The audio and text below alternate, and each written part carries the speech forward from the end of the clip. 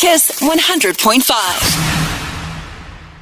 Hi friends, it is Cody B and I am sitting here in my apartment Wednesday night getting ready for the Sens versus Pens, and I realized tomorrow is International Caesars Day, and how could we let International Caesars Day go by without teaching anybody who doesn't know how to make a Caesar how to make a Caesar. By the way, it's part of the Canadian citizenship test.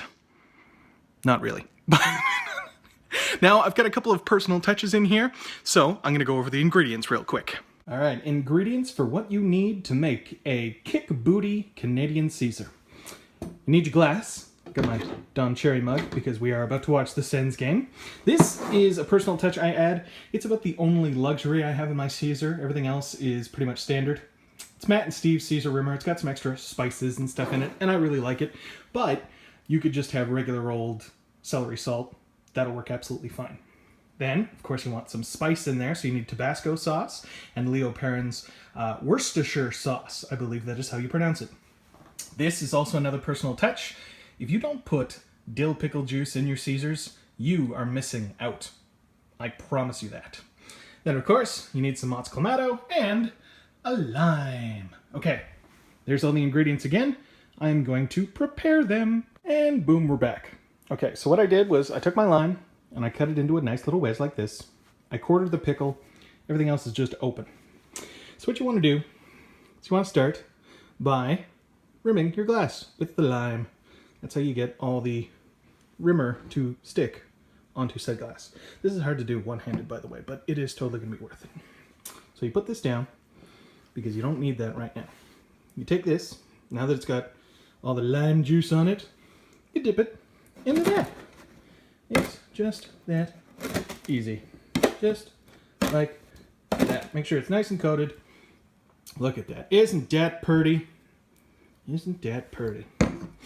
Then nothing goes to waste. So you take your lime, which you've now used to coat the outside of the glass, and you squeeze the juice inside. Once you do that, you don't need this anymore. Just get rid of it. Now, look at my fingers. You want a spicy Caesar. Now, the reason I went with regular mozz clamato instead of a spicy mozz clamato is because you don't need the spicy stuff. You just put as little or as much as this as you actually like. So that's what we're doing. Putting in some Tabascos. I like a really spicy Caesar, by the way. So maybe if you're not a spice fan, don't put that much. Same thing with the Worcestershire sauce. Just as much or as little as you want.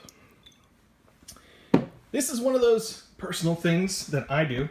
If you don't dirty up your Caesar with some pickle juice, you are missing out. So just straight up, pickle juice. Yeah. Then this would be the point where you put your vodka in. Confession time, I don't drink, so I'm sober. That's probably why I put the pickle juice in. It adds a little bit of flavor that normal people might get from alcohol, but that's not me. So back to making the Caesar. So again, normally this is where people would put their vodka in, but not me. So I take your quartered pickle, you just put it all in there. And then you top it off with the clamato juice. Yeah. Doesn't that look good? Doesn't that look good? And cheers. Happy International Caesars Day. Oh, so good.